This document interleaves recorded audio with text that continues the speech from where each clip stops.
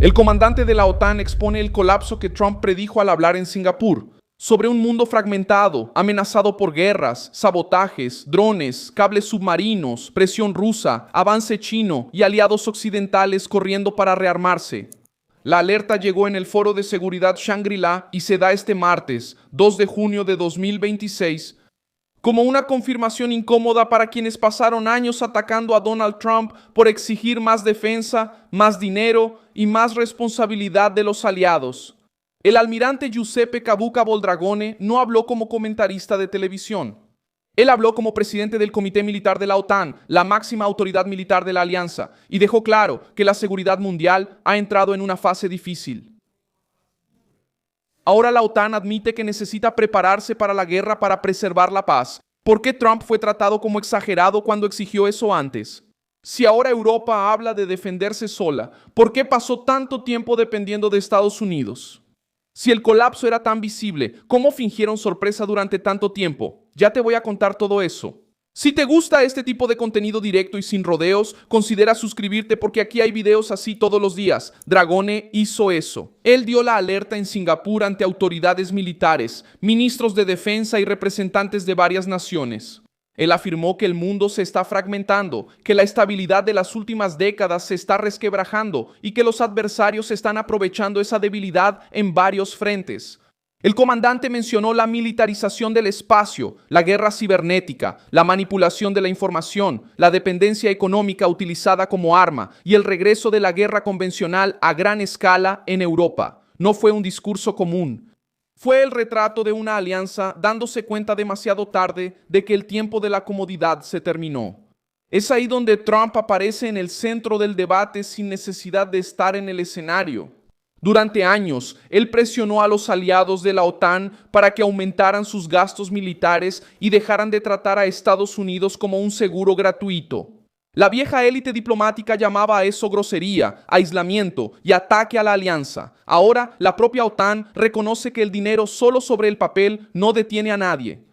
Dragone fue directo al decir que no se disuade a un enemigo agitando dinero en el aire. Es necesario transformar la inversión en capacidad real, en batallones, barcos, municiones, industria, tecnología y preparación. Esa frase resume la exigencia que hacía Trump cuando decía que los aliados necesitaban pagar más y depender menos del contribuyente estadounidense. La reunión en Singapur mostró un cambio profundo dentro del propio Occidente. La discusión ya no es solo sobre tanques en Europa o sobre promesas hechas en cumbres internacionales. Trump percibió esa fragilidad política antes de que muchos líderes lo admitieran en público. El ministro de Defensa de Australia, Richard Marles, reforzó esa misma interpretación al hablar en el mismo foro. Él advirtió que el lecho marino se ha convertido en un campo de disputa y mencionó ataques y daños considerables. Australia depende de solo 15 cables submarinos para cerca del 99% de su tráfico internacional de Internet. No es teoría. Es la nueva guerra silenciosa. Marles también dijo que el 98% de los bienes comercializados por Australia pasan por puertos.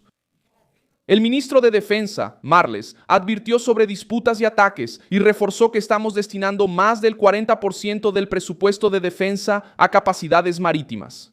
Esa decisión muestra que las naciones serias ya entendieron el mensaje. La soberanía no se defiende con discursos bonitos.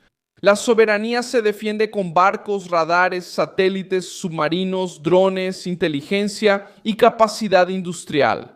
Es exactamente el tipo de mundo que Trump describía cuando exigía fuerza, fronteras, producción nacional y aliados más responsables. Europa también empezó a admitir el error. La primera ministra de Dinamarca, Mette Frederiksen, dijo que los europeos redujeron el gasto militar después de la Guerra Fría y creyeron que si algo sucedía, Estados Unidos vendría a ayudar. Esa confesión es fuerte. Muestra que parte de Europa trató a Washington como un guardaespaldas permanente mientras mantenía discursos elegantes sobre el orden internacional. Cuando Trump exigió que cada aliado cargara con su parte, la reacción fue de histeria. Ahora, los propios líderes europeos hablan de rearme total, defensa propia y capacidad de proteger sus fronteras.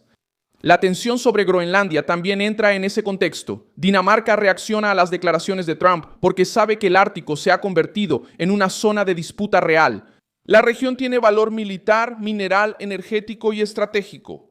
Rusia y China observan el Ártico con un interés creciente. Rutas marítimas, bases, sensores, minerales críticos y presencia militar hacen que Groenlandia sea mucho más que un territorio lejano. Cuando Trump pone ese tema sobre la mesa, los medios lo tratan como una provocación. Cuando los generales y ministros hablan de seguridad en el Ártico, lo llaman estrategia. La diferencia está en la incomodidad que causa Trump al exponer el tema sin el barniz diplomático. La OTAN ya asumió una meta del 5% al 3% del PIB en defensa y seguridad hasta 2035, siendo 3.5% para defensa central y 1.5% para infraestructura, redes, preparación civil, innovación y base industrial. Esa meta no surgió porque el mundo se volvió más tranquilo, surgió porque la alianza se dio cuenta de que la amenaza se volvió más costosa, más rápida y más extendida. La factura llegó. Europa ya no puede fingir que el 2% era suficiente para enfrentar a Rusia, China, Irán, sabotaje marítimo, guerra cibernética y drones a gran escala. Ucrania añade otro factor, drones.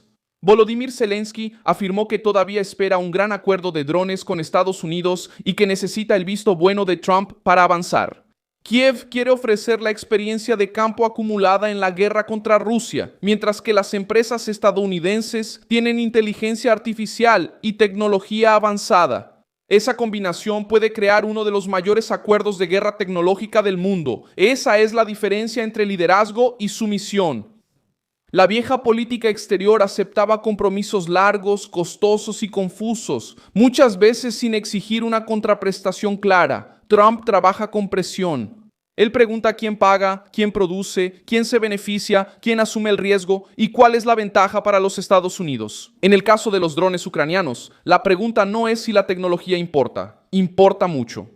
La pregunta es si Washington va a entrar en más acuerdos como un cajero automático o si va a negociar como una potencia que sabe el valor de su propio mercado, de su propia industria y de su propia inteligencia artificial.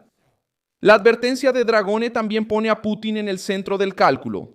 Rusia usa drones, misiles, sabotaje, guerra de información y presión energética para probar la respuesta occidental. Zelensky dijo que Moscú observa la reacción de la OTAN cuando los drones se dirigen hacia Rumania, Moldavia, Polonia o las naciones bálticas. Eso muestra que la frontera de la guerra no está detenida. Putin mide la debilidad, mide el tiempo de respuesta, mide el miedo político. Cuando encuentra vacilación, avanza. Cuando encuentra fuerza, recalcula. Trump siempre entendió ese lenguaje de poder mejor que los burócratas que pensaban que un comunicado oficial detenía a un dictador. China aparece del otro lado de la misma ecuación. El Indo-Pacífico vive presión marítima, disputa tecnológica y militarización. El mar de la China Meridional, Taiwán, cables submarinos y rutas comerciales están en el radar de todas las naciones que dependen del comercio global. Australia no está invirtiendo en submarinos, fragatas, destructores y vigilancia marítima por capricho. Lo está haciendo porque sabe que la disputa con Pekín no se ganará con ingenuidad. Trump puso a China en el centro de la política estadounidense, cuando mucha gente todavía veía a Pekín como un socio comercial inofensivo. Hoy ministros y generales repiten la misma preocupación con otras palabras. El viejo establishment intenta convertir todo esto en una crítica a Trump porque no soporta admitir que él acertó en el diagnóstico. Lo que sucede ahora es una carrera por capacidad real. La OTAN va a presionar a los aliados para que cumplan metas más altas. Europa va a ampliar fábricas, municiones, defensa aérea y drones. Australia va a reforzar la vigilancia marítima y la infraestructura crítica. Y Trump, en el centro de esa presión, tendrá una carta fuerte en la mano. El mundo que intentó burlarse de él ahora habla el idioma que él puso sobre la mesa. Yo soy Milson Alves, global, internacionalista, y mi propósito es mantenerte bien informado con la verdad todos los días. Los enlaces de las noticias están en la descripción del video. Deja tu like en este video, suscríbete al canal y al final échale un vistazo a los comentarios para que estés aún más involucrado con la comunidad Milson Alves Global.